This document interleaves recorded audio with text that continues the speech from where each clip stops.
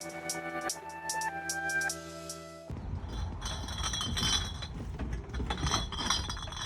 hey.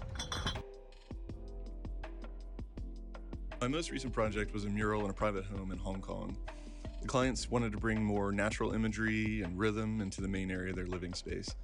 The biggest challenge was that the walls are made of a ribbed travertine. It wasn't possible to paint in a traditional manner due to the uneven surface, so I came up with a technique to stain the image directly into the stone. It was a one-shot deal, no margin for error, and it came together better than I could have imagined. It was a fantastic experience working with the client and his family on this project. My favorite comment from them was a text response to some time lapses I sent while I was working.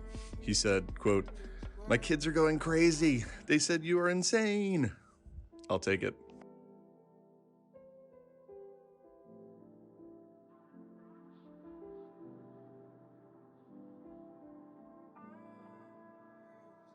The biggest challenge to working through this quarantine is not being outdoors, working on large walls, which is my favorite thing to do. Working outdoors and transforming public spaces is a big rush. But I've returned to some smaller scale series that have been going on for years, painting on trash, basically. I'm just shopping for some art supplies. Working with found objects as a painting substrate. I started doing this when I was younger out of necessity, as art materials are expensive and I had limited studio space. I kept doing it because I began to realize that the objects, with their logos and corporate identities, provide a new context for the painted surfaces. The quarantine has given me some time to take a new look at some of the spaces we live in and reinterpret them as mural opportunities. I'm using this moment to test some compositions I've been working on and try some new combinations of metallic pigments that I am often unable to work with on other projects. In the main area of our house, I painted a tone-on-tone pattern in a deep teal, where the metallic foreground is imposed on a flat background. We have a small office space behind the house and studio, where I'm working primarily in metallic pigments inspired by the plants in the historic garden on the property. Shifting the scale of simple organic forms can make them sexy or magical in a new way.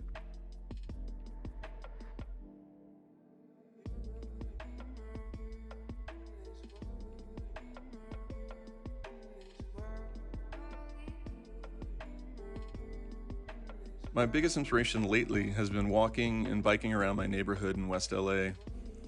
I've always been drawn to imagery with a dynamic balance between light and dark, positive and negative space. So I'm constantly noticing the shadows of trees on buildings and walls. These are like little fleeting found mural haikus that pop up here and there.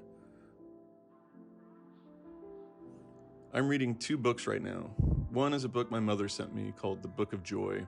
The other book is Invisible Man by Ralph Ellison. This book had a huge impact on me as a kid in the way it explores identity. It is even more powerful to revisit now as we struggle globally to stay connected and whole as a species.